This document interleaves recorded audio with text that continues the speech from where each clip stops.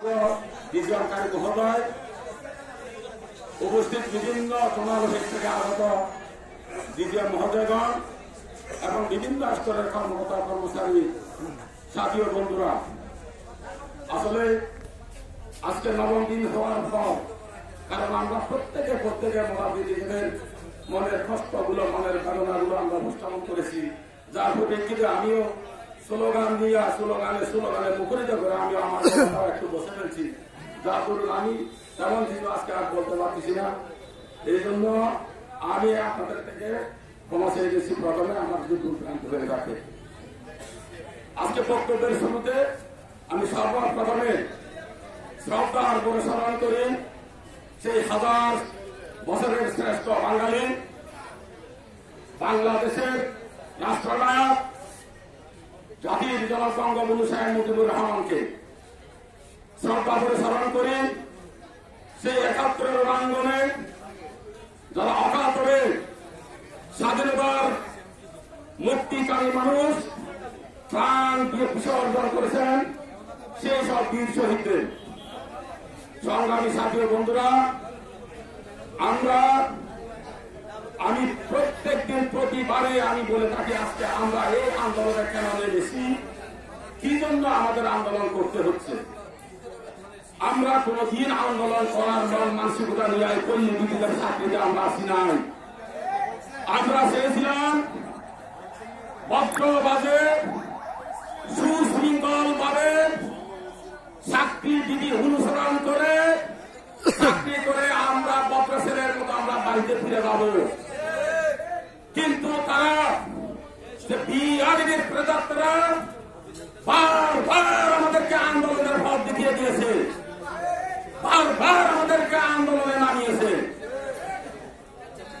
সে কোন গণপ্রজাতন্ত্রী বাংলাদেশ সরকার যখন যে কোনো সুযোগ সুবিধা ঘোষণা করে, তখন সেই সুযোগ সুবিধাগুলো তারা সবসময় প্রথম অবস্থায় সুযোগ সুবিধা গ্রহণ করে, আর আমাদেরকে সেই সুযোগ সুবিধা থেকে বঞ্চিত করা হয়।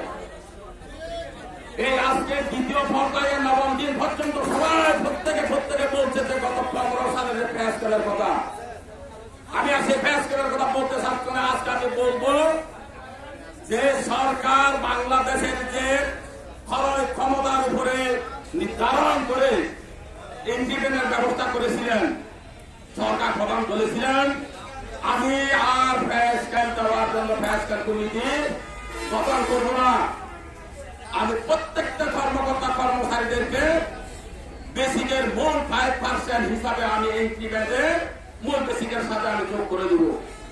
কিন্তু অত্যন্ত দুঃখের বিষয়, সেই পাকিস্তানের প্রেতাত্রা আমাদেরকে কি বললো, সে 5% ইনক্রিমেন্টের পরিবর্তে সেই মানবতা আমলের ইনক্রিমেন্ট আমাদেরকে বহাল করে রাখলো। আমরা এটা নিজে অনেক প্রতিবাদ করার পরেও সর্বশেষ আমাদেরকে 22 সালে, এই 2016 সাল থেকে 22 সাল পর্যন্ত 6 বছর আমাদেরকে সেই 5% ইনক্রিমেন্টের মূল বেসিকের সাথে তারা যোগ করে দেয় নাই। সর্বশেষ 2005 সালে আমাদেরকে সেই 5% দেওয়া হলো। তবে প্রত্যেকটা পদে তারা আমাদেরকে বৈষম্যের শিকার করে যাচ্ছে, ভীষণ বৈষম্য করে যাচ্ছে। সংগ্রামী সাথী বন্ধুরা, আপনারা জানেন ইতিমধ্যে আমরা সর্বশেষ লাইন কোনো লেভেল 1 লাইন শ্রমিক নিয়োগ দেওয়া হয়েছে। এখন একজন লাইন শ্রমিক, একজন লাইন ক্রু, তার চাকরির বয়সের শেষে সে কি করবে?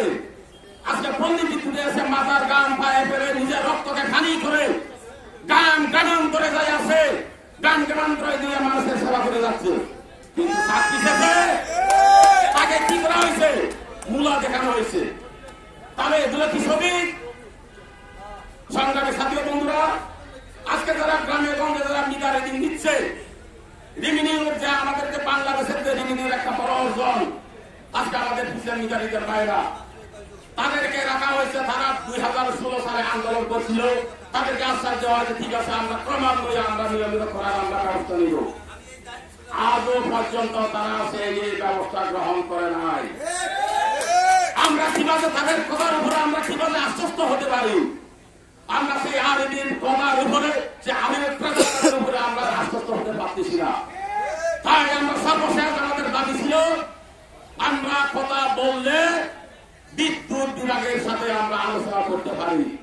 আমরা সেই আলিমের দালালদের সাথে, সেই আলিমের প্রজাতন্ত্রের সাথে আমরা আলোচনা বলবো না। কিন্তু সেখানেও দেখা গেল আমাদের যে কমিটি, সেন্ট্রাল কমিটি বলেন, প্রত্যেকটি 80টা পল্লী সমিতি থেকে সেখানে উপস্থিত হয়ে সচিব মহোদয় স্যারের যে বক্তব্যের উপরে আমরা সবাই হতাশা হয়েছিলাম। আমরা মনে করেছিলাম সেই 5 তারিখের পর থেকে আজকে আর আমাদের এই রাস্তায় বসে আর আন্দোলন করা লাগবে না। আমরা আশা করেছিলাম সচিব মহোদয়ের কাছ থেকে আমরা সঠিক নির্দেশনা পাব, কিন্তু আমরা সেই নির্দেশনা পাই নাই। আজকে আমি এই লক্ষ্মীপুর পল্লী বিদ্যুৎ সমিতির কর্মবিরতির এই অনুষ্ঠানের মঞ্চ থেকে আমি উদাত্ত আহ্বান জানাবো এবং বিনীত অনুরোধ করব, এই দেশের দেশরত্ন, গণতন্ত্রের মানুষ কন্যা, বঙ্গবন্ধু কন্যা, মাননীয় প্রধানমন্ত্রী শেখ হাসিনাকে আমি অনুরোধ করব, আপনি, আমরা জানি আপনি বিদেশ সফরে আছেন, আমরা এও জানি আপনি বিদেশ সফরে থাকাকালীন সময়েও বাংলাদেশের গরিব মেহনতি মানুষের কথা আপনি চিন্তা করেন, বাংলাদেশের প্রত্যেকটা জনগণের কথা আপনি চিন্তা করে আপনি খবর নেন। আজকে আপনি খবর নিয়ে দেখেন এই 80টা পল্লী বিদ্যুৎ সমিতির 40,000 কর্মকর্তা কর্মচারী কি নিদারুণ কষ্টে তাদের বুকের বেদনা, তাদের আত্মচিৎকার, আপনি এইগুলো আপনি অনুধাবন করেন। আপনি আপনার মাননীয় বিদ্যুৎ প্রতিমন্ত্রী, আপনি মাননীয় বিদ্যুৎ মন্ত্রীকে আপনি নির্দেশনা প্রদান করেন যে আমাদের যে সমস্যা দেখা দিয়েছে এই সমস্যা নিরসনের পক্ষে আমাদের পল্লী বিদ্যুৎ সমিতির যে সমস্ত কর্মকর্তা